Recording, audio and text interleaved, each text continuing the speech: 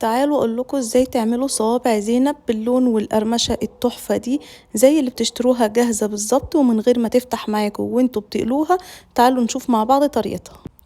هنحتاج كوبايتين دقيق، عليهم نص كوباية سميد، ومعلقتين صغيرين سكر، ورشة ملح ورشة خميرة. كل ما يبقى السميد ناعم معاكوا كل ما هتطلع النتيجة احلى.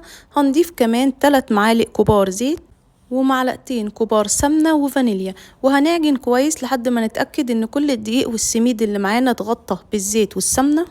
وبعد كده هنضيف المية، هنضيف نص كوباية مية ونكمل عجن لحد ما العجينة تلم معانا. هي عجينة شوية ناشفة يعني مش طرية، بتبقى ناشفة كده وما بتلزقش في ايدينا.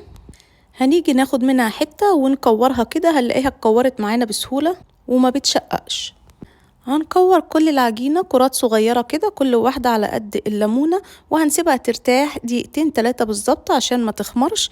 وبعد كده هناخد كل كورة من الكور دي ونفردها على أي مصفى عندنا يكون بالشكل ده، ونبدأ نلمها شوية شوية لحد ما هتاخد معانا الشكل اللي انتوا شايفينه ده. هنخلص الكمية بتاعتنا كلها بنفس الطريقة. وعلى فكرة العجينة دي ما بتخمرش يا جماعة علشان ما تفتحش في الزيت، فاللي هنعمله هنقليه في زيت سخن على طول.